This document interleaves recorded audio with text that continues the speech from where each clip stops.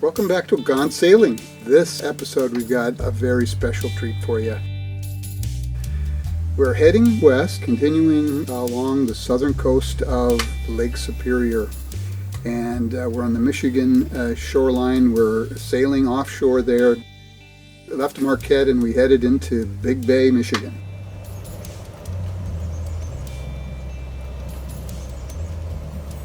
This is our 87th consecutive summer of serving children with disabilities. This was a dairy farm. It failed because the individual from downstate who bought the property and made significant investments in it then realized you can't grow grass on rock. And so the farm was not successful and it sat vacant for a long time. And there were two women. One, Dr. Goldie Corneliuson, was from the University of Michigan Children's Hospital downstate. That was her affiliation.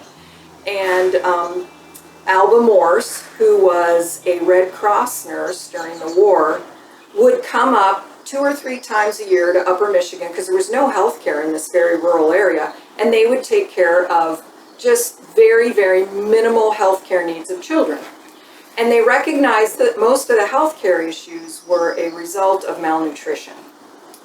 And so they got this idea that we're going to get some property where we can just come up, and when the kids aren't in school during the summer, we're just going to feed them lots of wholesome food. Normally, there would be, right now, my full-time staff, because we do year-round programming, my full-time staff is 11 people. And that's everyone. That's maintenance, that's housekeeping, that's everybody. Normally, we would have about 340 people on campus. All would be living here, so it's all residential. And children ages 3 through 17, all with some sort of physical or orthopedic need. They have to have a therapy need. And we have a full staff of licensed therapists, physical, occupational, speech, hearing, and visual impairments. Many of our children receive multiple therapies. We have some pretty complicated kids. And so right now, there would be children and staff going everywhere all the time, navigating the world in a variety of ways, both assisted and independently. And we would be beginning week 4 of 7.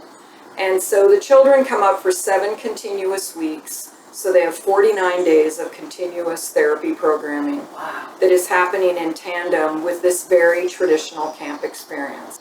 So we have a teen program here, and many of our children grow up at Bay Cliff. They start at 3 years old and they come every single summer, and their parents can't visit or call during that time. Oh.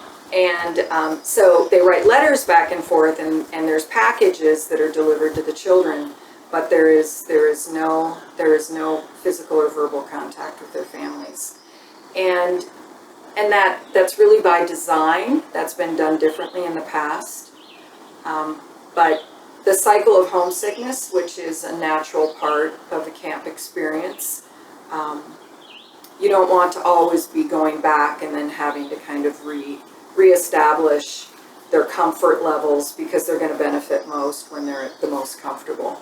And it helps them and their families become less dependent upon one another. Sure. I would say parents cry just as much as kids do as they're leaving, and it really doesn't matter how many summers they've been here. There's a real strong bond between parents and kids, and particularly if you have a special needs child, I think it's even more so. How long does the homesickness last?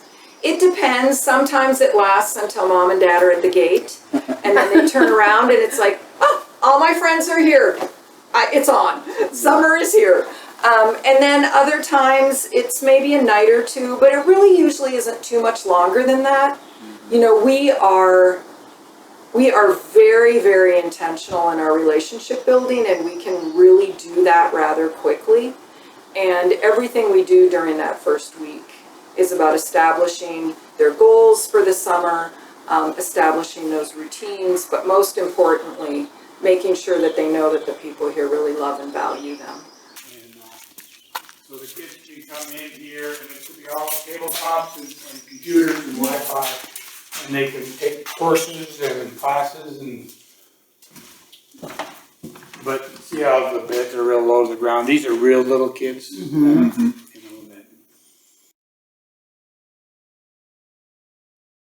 Because we're not into keeping everybody's clothes separate. Do you imagine how hard that would be having 150 kids all looking for their clothes? Yeah, so they just come here and they get clothes issued to them. Their clothes, when they come, the clothes they're wearing get put in a bag and gets put under their bed. Every single thing you see is a gift. We don't get federal dollars. We don't get state dollars. It's all based on contributions. Everything. And so I just feel that Bay Cliff is a place where kids can make safe mistakes and be around adults that are going to help them and love them and have those conversations. And I feel particularly strongly about that with our teens. And so we're going to embrace technology as part of what we do. But it's also going to be very clear that you don't need technology at the sing-along around the campfire. If somebody sees this and says, hey, I want to help, how would they do that? Well, you can always donate through our webpage. You can always mail in a donation.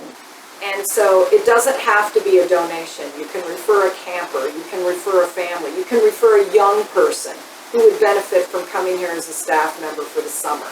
We've gotten, kids that you never dreamed would be able to get into a kayak. I mean, obviously, we'll always double them up with somebody, but that they can even, the idea that they could do that, because they have to be able to, we have to be able to tip the kayak, and they have to be able to get out and right themselves on their own. We're going over and over. We're going to roll the kayak, and we're going to let go. You have to be able to get out and get to the surface on your own. On your own. I can do it. I can do it. I can do it. And his brother is cheering him on, and all the other kids are on the deck from his unit. And, all of us are in the water with goggles all around him, and I was so nervous. I am just like, oh my gosh, oh my gosh, oh my gosh. And he goes, let me do it. Just let me do it. And we said 10 seconds. And the third time, flip the kayak, all of us take our hands off, and that kid is just wiggling around under there like crazy, and he gets out and his head hits the surface and his face was just beaming and the whole place erupted.